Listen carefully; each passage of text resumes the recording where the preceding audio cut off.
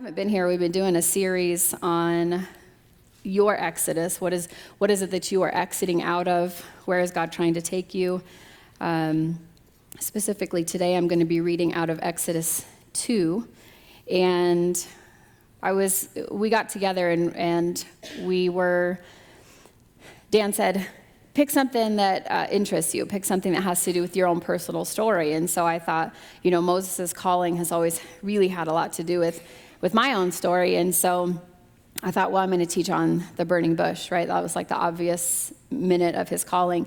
But the more I started reading, I started from the beginning of Exodus, and I was reading through, I felt like God kept pushing me back to this minute right here. So if you have your Bibles, and I always encourage you to bring your Bibles in case your pastors get wacky. That's just the truth of it.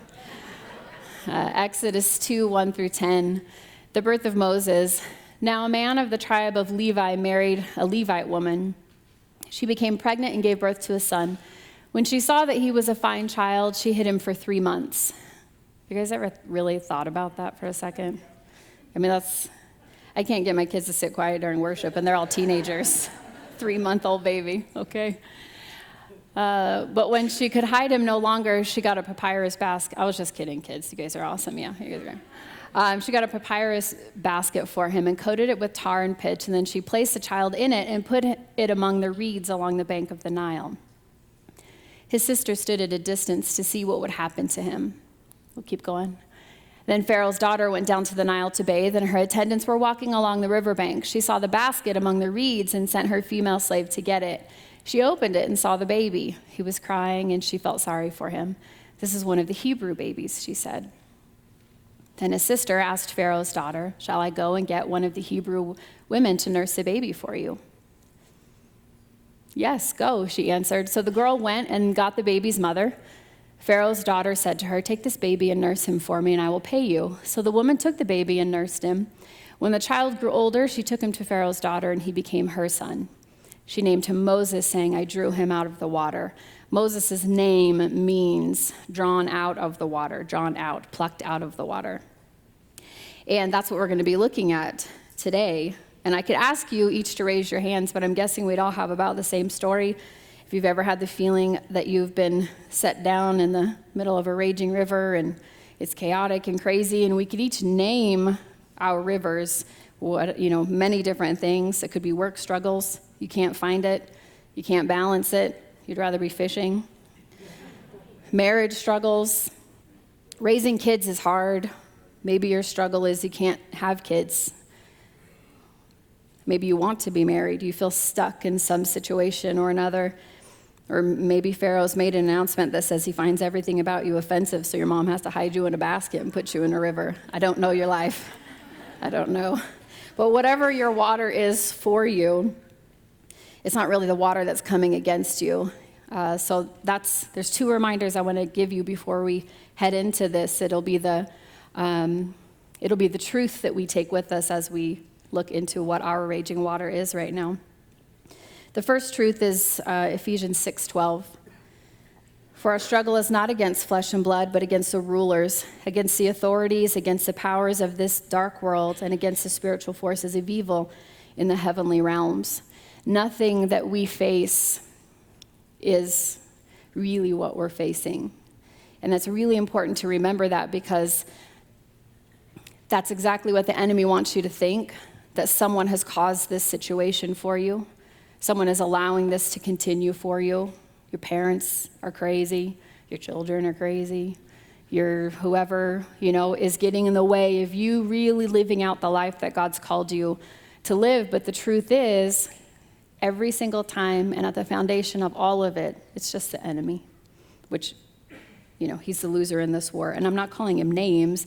That's simply, sometimes it's good to label. In this case, it's good to label. So the second truth that I want you to remember as we go through this is Psalm 91, 9 through 11. If you say, the Lord is my refuge, and you make the Most High your dwelling, no harm will overtake you, no disaster will come near your tent, for he will command his angels concerning you to guard you in all your ways. Not some of your ways. He commands angels. He sends them to us while we're in the middle of our water. In this case, Moses was facing battles on every side. So remember, he's little. So this is before he's been put into the river, so he's 3 months, right? I mean, he was literally a baby. He's in a basket that his mom made for him. And I don't mean to tarnish the reputation of basket-weaving mothers, but, I mean, I wouldn't trust this. Some lady's like, I made this basket for you to put your baby in. Here's the river. My confidence is just small. And he was floating down a river. Like, this is a real life story. This is not an analogy. This is not a metaphor for something else. As a mom, I have 5 children, and on purpose, that's always someone's question. That's not in my notes, but that's the question. You'll see in a minute, my husband. I'll have his picture up here in a second. Have you guys ever floated the truckee? Any of you ever floated the truckee? Okay, so I did one time. It was last summer. It was almost the last thing I ever did in my entire life. My whole backside was bruised. I don't understand. It looks so relaxing, and so I feel like I'm 100% not doing it right, or maybe like 98% right because I got out. I mean, I'm here today, so. I almost lost my daughter to brambles on the side of the river, which I didn't actually even know existed until I was in the water. And my phone, while it was highly protected inside of a cooler, when I opened the cooler was full of water. But maybe that's just my experience, and maybe I'm totally doing it wrong. Maybe it was more like my husband's float down the river where he found this really cool water bottle. I found this really large man who I could not stop bumping into. And in case you're wondering, no, his pants were not up all the way where they were supposed to be, and he regularly was bending over doing I have no idea what. I found every person's raft. I bumped into children, and it just was me. I get it. Large humans, small humans, and a diaper. So that was my experience. And then my husband, his legs are stronger than mine, and so when he decides to be finished floating the river, he stands up in the current, and it actually means something. I stand up in the current, and it makes a mockery of me. And I just keep falling down, and he stands up, he gets his tube, and he just walks out of the river. And then he walks a half a mile down because I've missed my exit, and he's like trying to retrieve us, and he just keeps saying the phrase, "Babe, just stand up." We've gone to counseling already. And he's actually never allowed to say the phrase, "Babe, just stand up," ever. And it's not in Scripture. I don't know what Moses' journey was like. I don't know, but I don't think he found a water bottle or overshot his landing. And I don't know if he has triggers when someone says, "Babe, just stand up." I don't know. But I do know that he wasn't in the Truckee. He was in the Nile. And so I've got some facts on the Nile for you that I found in my commentary. His mother had placed him. This is a picture. This is the modern day Nile, or sometime in the last probably 30 years. But you can see it's 3,000 miles long, first of all. And actually, I found another, on a historical site, it said it was 4,600 miles long, which they need to get their facts together. So I didn't want to doubt the Bible, so I went with a Bible commentary, 3,000 miles. But either way, there's a really, really long river. Okay, it's very wide. You can see there's enough that there's a vehicle bridge that goes across it at one point. I don't know what the part of the Nile, where Moses' mom was like, "This seems like a great spot for my 3-month-old." I don't know what she was looking at, but we do know Scripture actually tells us that the Nile was a source of life for all of Egypt. That's a huge river.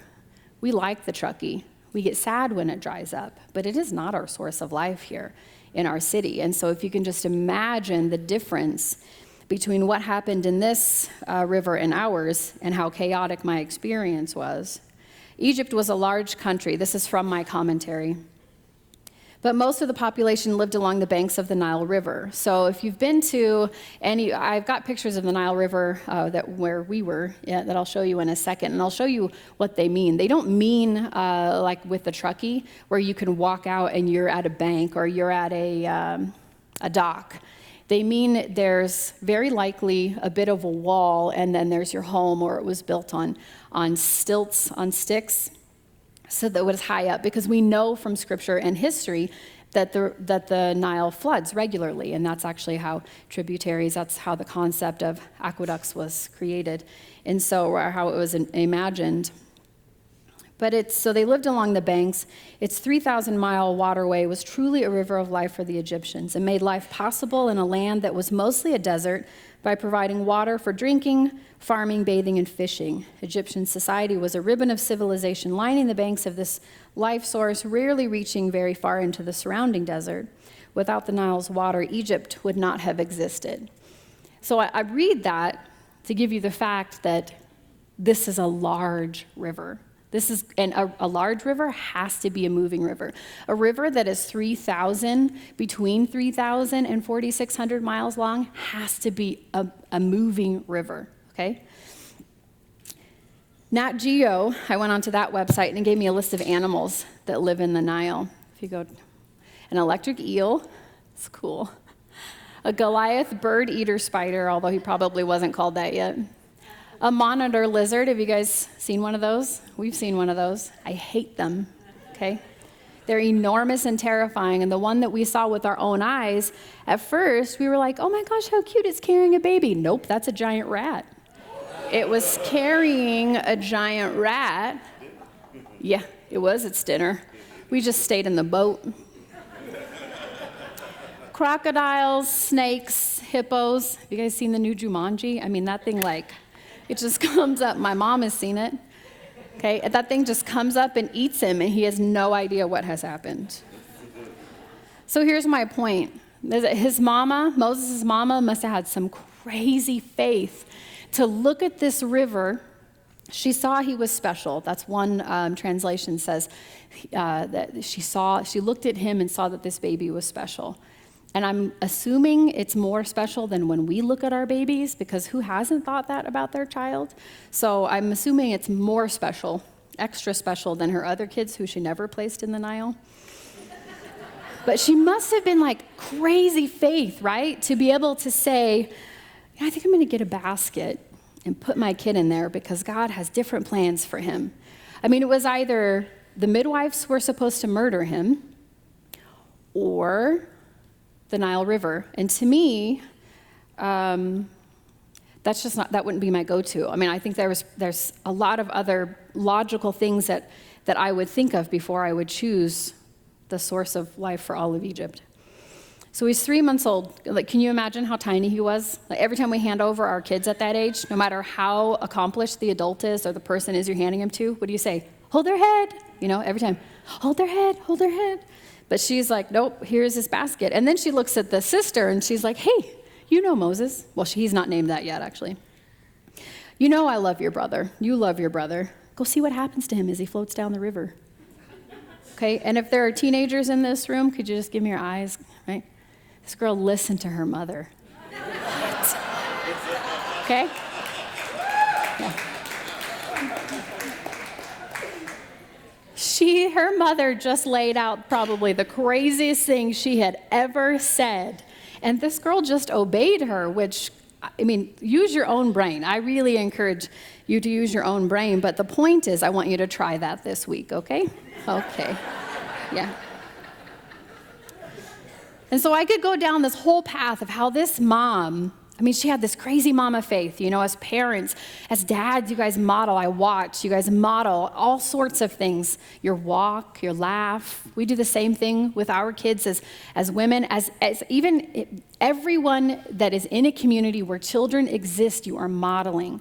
Whether it's good or bad, I can't say. I haven't spent enough time with you people, but you are modeling. So remember that. Kids everywhere are looking at the adults. They watch your social media because they're on there as stalkers, whether you know that they're on there or not. They really are. And they watch the crazy that we put out there. And is it crazy faith that we're putting out there? Or is it just crazy? And they can smell it coming from a mile away. And so this girl, whatever made her decide to listen to her mama, followed him along this Nile. And this mama took the minute to obey God with this thing. I mean, it doesn't say God said put him in this river, but something gave her that idea to know that it was right because she saw that he was special. But that's actually not what I'm going to teach on. I'm going to teach on what comes next. God has aligned everything in this story. The day that Moses was put in this basket, the actual location, and then that's a lot of miles. It's a lot of miles long. And Moses was put in at the right spot to be found by the right person. I mean, he could have written it in any direction, and God is so faithful that he makes good even when we screw it up all the time. He's faithful, and so he brings it back around for his glory. He brings it back around for his glory over and over. But the thing is that we don't believe in coincidence here in the church. We believe in God ordained. We believe in God nudges our hearts in directions. We believe that God speaks to us, and we have the ability to obey. We also have the ability to disobey or pretend that that's just too crazy. So I'm going to ask you repeatedly, who do you identify most with in this story? And as you're identifying with that, as you're going through whatever water you've been placed in right now, as God's bringing that idea to you that you know, I can feel I'm putting a name to the water that I'm in. I'm putting a name to the river that I'm in. I just want you to keep asking that question: is who are you in this story? Are you Miriam? Are you the sister? Are you saying, I'm going to obey? This seems weird. My mom's weird, but I'm going to obey. This seems crazy, but I'm going to obey. Are you Moses, where you're kind of just along for the ride, but then you get to use this minute as your testimony, this crazy river? Are you Pharaoh's daughter, willingly drawing the enemy out of the river and saying, I'm going to make you my baby? Don't do that. I mean, that's like, don't literally do that is what I'm saying. That could get weird, but that's weird in itself, that her father is like, hey, there's too many Hebrews, let's kill all the boys, and instructs the midwives to do that. And she's like, yeah, except for this one. I do what I want. I'm the princess. I don't know. I don't know how she said it. When we met as a teaching team, I told Dan right away that I wanted to talk on Moses' calling because it's the Old Testament and the callings that God has on these people has always really resonated with me. And when we look through this lens of being drawn out of the water, this idea of being plucked out of something crazy, we see it actually over and over and over again. There's so many people. Adam and Eve were drawn out of the garden. I mean, that's the surface of it. And they were drawn out because of their own natural consequences. But really, God was drawing them out of their shame. He wasn't forcing them to stay in that, which was a grace from him, right? Noah and his family were plucked out of a wicked world so they could start everything over again. Abraham was drawn out of a mediocre life so that he could be the father of all nations. Him and his wife were drawn out of their situation so that they could have the craziest story of infertility the world has ever known, right?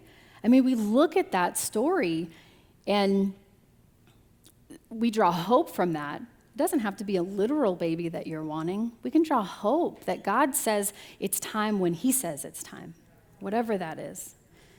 They were drawn out of that. Joseph, Naomi, Ruth, Esther, Jesus, you have been drawn out of some water, okay? You already, maybe you're in water, and then I'm sorry to tell you, but they're probably going to be in it again at some point. But none of the other stuff is wasted. It isn't like we just move on. You take all that with you. We're drawn out because we're sent on for something greater. We take what we've learned in those raging waters, and we are able to have faith enough to move on to something bigger. If God just plucked us down into something bigger, we'd be like, peace out, this has been neat. I'm not sticking around for this, because we don't know. We don't know what God's capable of, and we don't know what we are capable of because of God. And so we have to take that with us. So think, what have you been plucked out of? What already do you know? Hebrews 11 is this faith chapter. It's this whole list of things. It seems so random to me. Every time I read it, it's kind of just in the middle of chapters that don't seem to fit with what it's talking about. But I think God just wanted people to remember about this far back, right here. He wanted us to remember that he's done this whole list of things. Remember, remember, remember. That word's in the Bible so many times. And if I was a better theologian, I'd tell you how many, but I didn't look it up. Those people just Google it anyway. It sounds fancy when they know that, but you could just Google it now and someone shout it out. That's fine. You're just as fancy. You're a theologian now. You have Google. So the thing is that we have to go through being surrounded by the water before we have enough faith to walk into where God is sending us. I'm going to say that one more time, and I think I've got it on a screen maybe later. The thing is, we have to go through being surrounded by the water before we have enough faith to walk into where God is sending us. Because from here, this minute on, God's sending you somewhere. I mean, maybe he's been sending you this whole time, probably, because I firmly believe that Moses was called the minute he was born.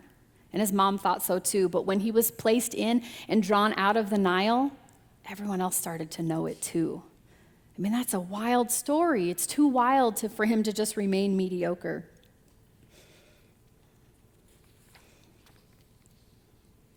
Nothing is coincidental with God, and nothing is coincidental with the enemy either. The Bible tells us, Scripture tells us that he's constantly on the prowl. I hate that.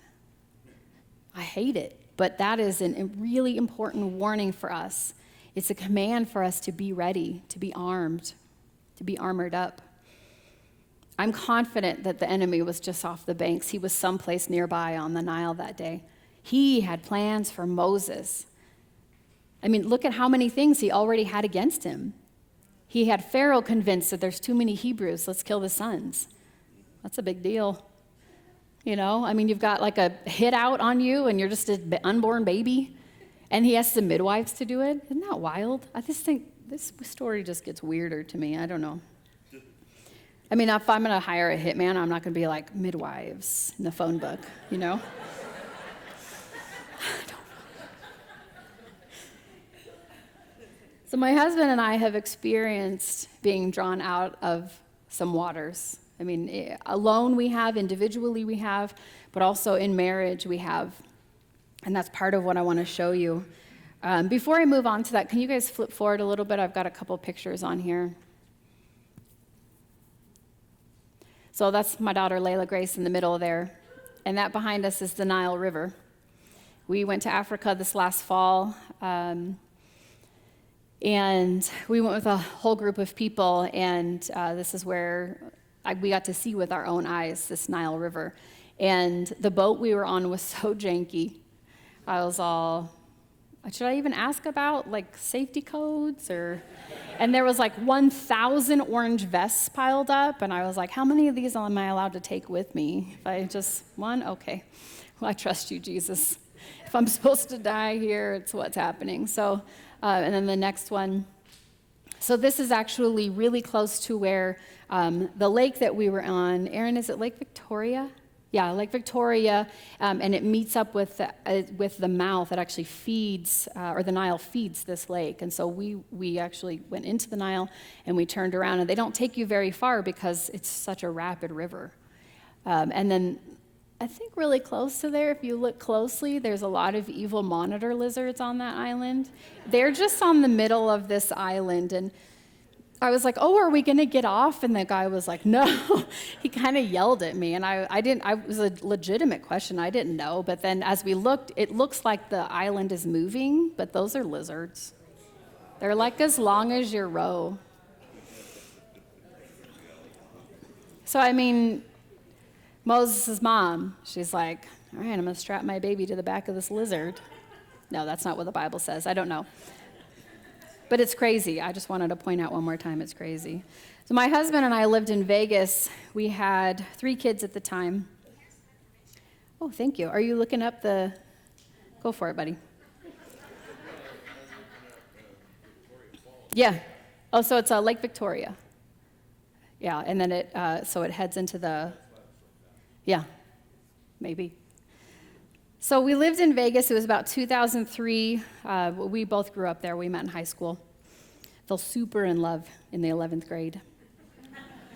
And got super married in 1996. In October 2003, he was working, we were young, and he was working and making a great amount of money as someone he's not been to college, and he stumbled into this job. My brother recommended him to a guy at church that was looking for somebody. He has just gone out of the military, and we had 3 kids. Our oldest at the time was 5, and she did not yet have a mohawk, in case you're wondering. That came later. And then we had Irish twins, who at the time were 1 and 2. So let that sink in. I hadn't showered in like 6 years, something like that. We owned a home that we loved.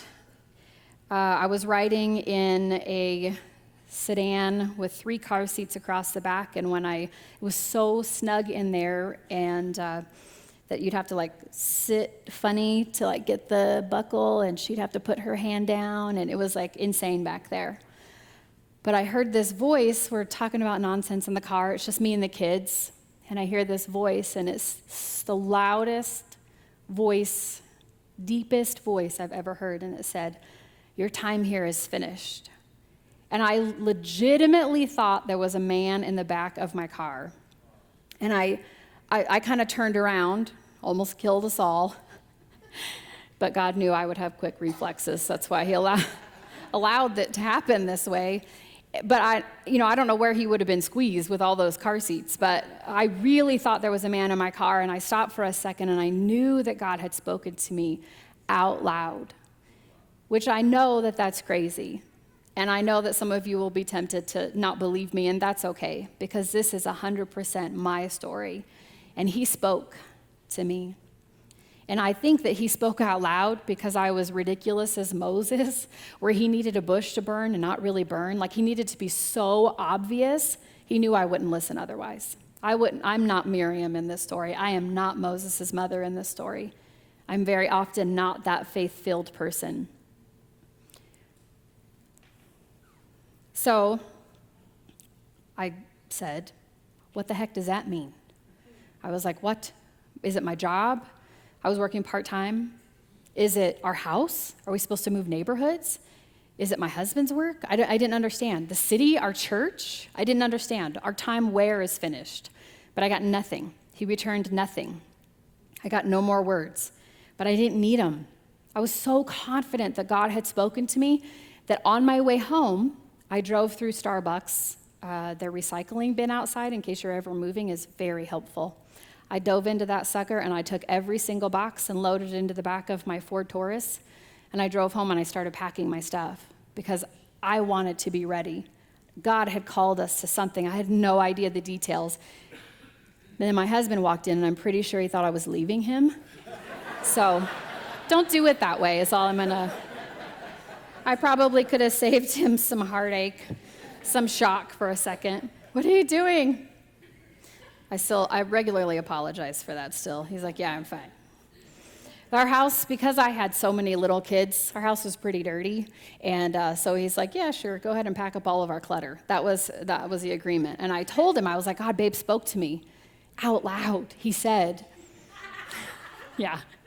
And my husband said, "Are you drinking or like day drinking?" No, he didn't say that. What he said was, "Why would we move to Reno? I have a perfectly great paying job here." And he did. We were in our early 20s. And he was making plenty of money so that I was able to stay home. Every week he worked over 70 hours a week. I don't know how that guy did it, but he did it so that I could stay home with my kids. I mean, he's that man. You'll see him. Oh, is his picture up here yet? Yeah. He's a fireman. That's my dog. That was my children saying that. So God drew us out. That's my family. our 5 kids, Izzy, Eli, Layla Grace, Addison, and Samuel. They range from 21 to 13 now. The other 2 came after we moved here. And then Ailish, our dog, is our newest addition. She's just 9 months old now. But I packed up my house, and my husband said, this is great because our house is clean.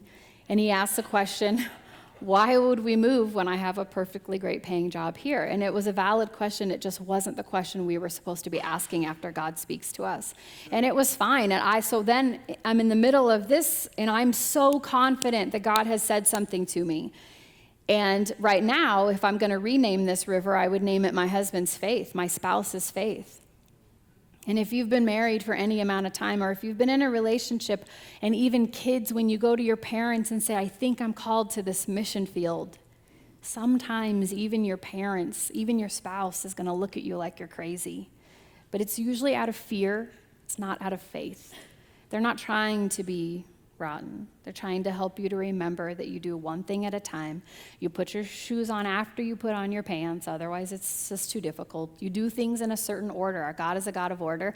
And he has given my husband a sense of logic and groundedness that I regularly am without. I'm just like, okay.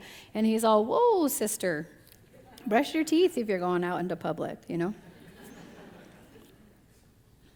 So a few weeks later, so that was in October, okay? A few weeks later, my husband came home and he said, so I didn't get paid today.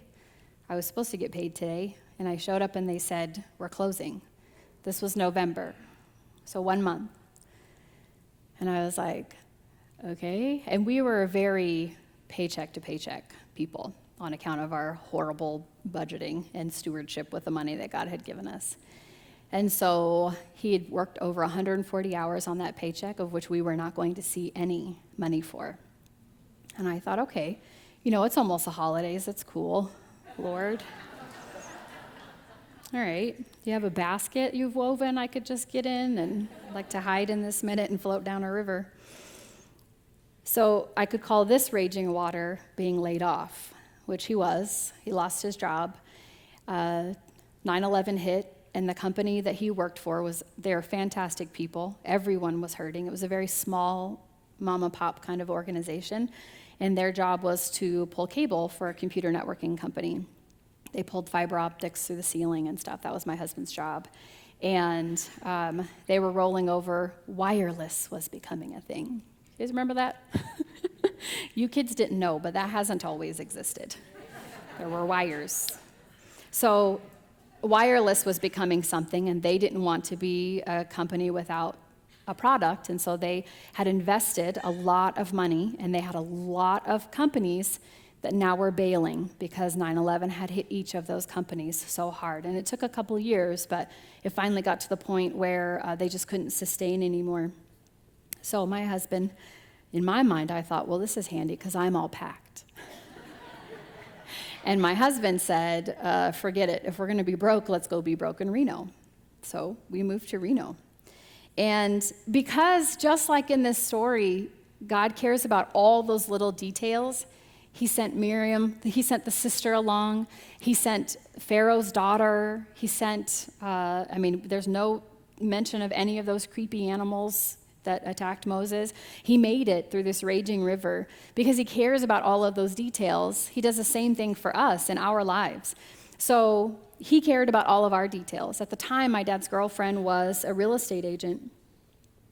And he said, she came over and we put our house on the market. She said, how about we don't list it because that costs. She goes, what if we just put a sign up and just see? Because it was right when the housing market was about to get crazy. And she said, I feel like we should kind of put it high. Let's put it for $20,000 over what anyone would pay, and let's just see. And it was about 8:45 at night.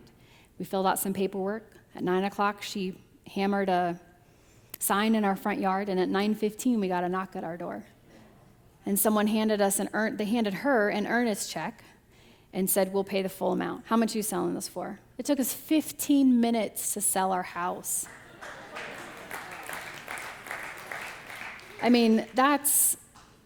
I obviously didn't advertise that very well. You know what I'm saying? It's not like we did something great. We didn't even list it. She didn't even list it. God is just that awesome, and he cares that much. So this week, a pastor by the name of Glenn Burris tweeted this saying, "The enemy loves to confuse what God is very clear about." Okay? That's why he throws in these details, you guys. It is your faith chapter. This is your Hebrews 11 that you are writing, and if you don't have a physical copy, make one. Every time God follows through, every time he's faithful, every time there's a miracle, write it down. Because on the times that you are low and you are faithless or you are struggling, you have that copy.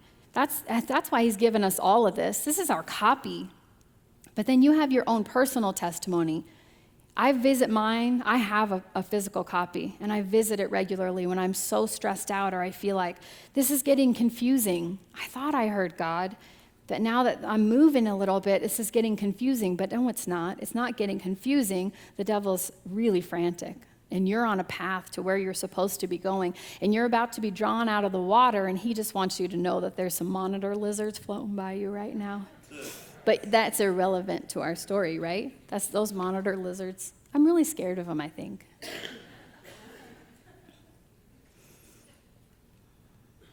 God had spoken to me. I knew that he had spoken to me. And I knew that he was going to do the next thing. My job was to stay focused on what God had called our family to, and just really believe that God was going to give us the next step when it was time. And so every little thing that came up was a different set of it's a new Nile river. It was a new being put down in this river, especially friends' reactions. We had surrounded ourselves. We were very part of a church. I was on staff at the time, or I just previously had quit working at the church. But I mean, we have always been in ministry at our church.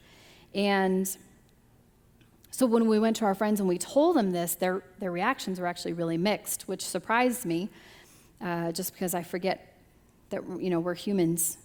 I just thought everybody would be like, "That's awesome, you're following God."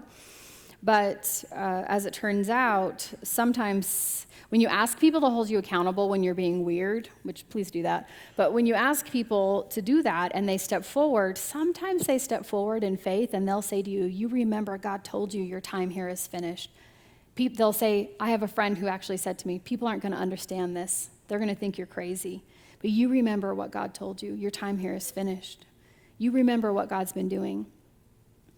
And then there were other people. I had one person give me the silent treatment. Actually, two people, like middle school, silent treatment. And I was like, all right, that's weird. And then we had other people give us a list of reasons why this is not what God was saying to us. And you know what's really worse than the world telling you that you're crazy for listening to God? Is when the church tells you that. So don't be that person in this story either, okay? That's just my plea. And they didn't mean to. I'm sure that they didn't even realize they were doing it. Again, they were reacting in their own fear and their own emotions. But the problem is that they were trying to mess with something that God had said to me. I mean, it was the back of my head. He didn't actually say it to my face, but do you know what I'm saying? He said it to my face with his mouth to my ears. And I knew it. But what was happening here is that the enemy was trying to confuse something that God was really clear on. And I had to, at that minute, take stock and say, okay, who are my people right now? You might not get to be my people right now. Maybe we'll try again in a different situation. But right now, I got to put up a boundary because this is about all I can do to keep believing that this is what God has said to us. One of the things that a friend said was, "Why would you take your daughter out of school? She'd been in school for just a few months. Why would you take her out of school?" But the truth is that God had prepared a way for her too. Her teacher was crazy, okay? And I can say that because I've been an educator for a long time. And she said the words, "I know what's better for your daughter." And I said, "Oh, no, you don't. You definitely don't." And so we unenrolled her. And then later my brother fired her, which was cool. It might have not gone down like that, but she does not work there anymore. And I didn't even have to say much. She was not my people. So we moved here, and then we got to be a part of this new story. We got to be obedient. If you can go on to the next slide. We got to be obedient, and we got to be willing to be set in the water. We set ourselves up to be set in the water. We were willing to remain in the water. I bet Moses' sister was like, as soon as she was out of her mom's eyesight, I wonder if she was all, this is a little bit too crazy. I'm just gonna, you know what I mean? But she didn't. She went with it. And then we have to be willing to be drawn from the water, because some of us want to stay in that crazy. At that minute, when people around us were saying, this is too nuts, this is too crazy, they're giving us the reasons why logically this doesn't make sense. How could you have heard from God? What do you mean? We could have said, you know what, we asked you to hold us accountable. We know that you love God. We know that you've been safe people this whole time. So you're right. We're just going to quit it. But that isn't what God had for us. My husband, in the span of weeks, my husband had a job up here with the city of Reno. He was enrolled in a fire academy. We found out that he could go to and work full-time. We had an apartment, a 3-bedroom apartment we found for $800 a month. Yeah, I don't think that exists anymore, sorry. It was miracle after miracle, because we chose to see those as miracles, not coincidences. It was God making a way. And now actually my whole family lives up here. They all were like, hey, that place is cool. We're gonna go. You can clap, it's really great. We love them. God prepared a way for Moses, and God prepared a way for us. We could have missed out on all of it. My husband is a dang good fireman. He couldn't list the amount of lives that he has saved, but he is so made to be that man. My children have thrived being here, and God would have been faithful even if we would have said, we're too chicken to move. He would have been faithful, and he would have brought around something great. But we get to be a part of this life here. We got to choose this crazy raging water and be willing to be set in the water, to remain in the water, and to be drawn from the water. So before we go to communion, I want you to pray alone, between you and God only. And I want you to think of what you've been hearing this whole time. What is your, if this is a minute where you say, I didn't realize that I had been plucked out of something. I see that now. That's water that you've drawn me out of. That's shame that you drew me out of. Maybe it's an actual place. Whatever your river is, I want you to talk to God about it. And I want you to thank him, first of all, for being mighty enough, because that's a big deal. And we need to tell him regularly, we see you. We see that you are mighty enough.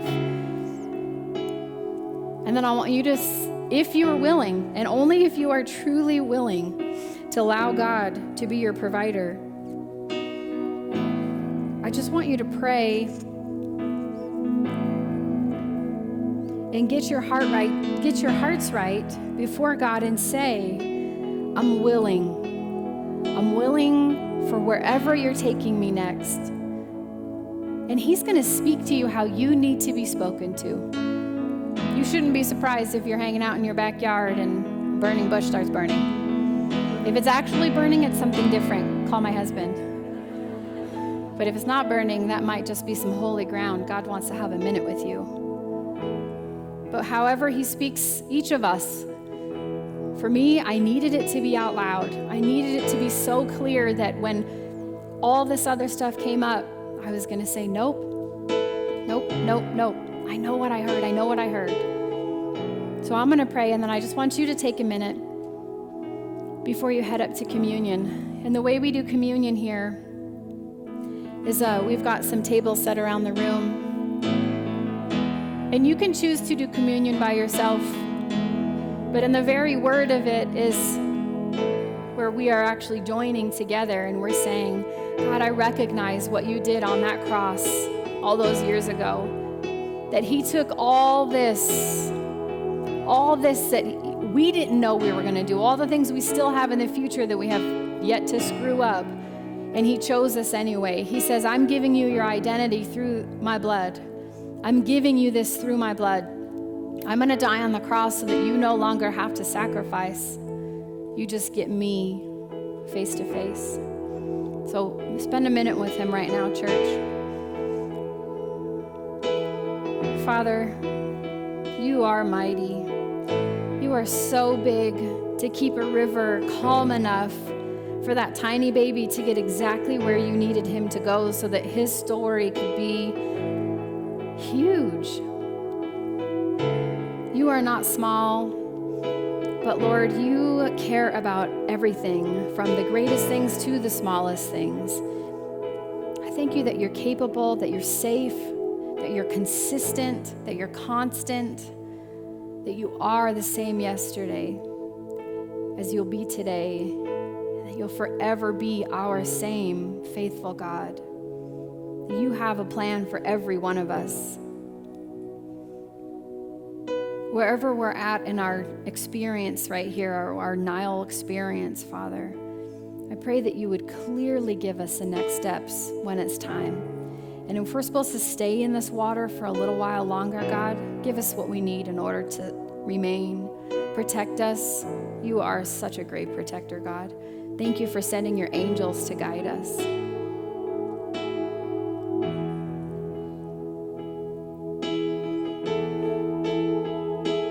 Father, as we wrestle with our identity and who we are in this story and who we are in you, be the loudest voice.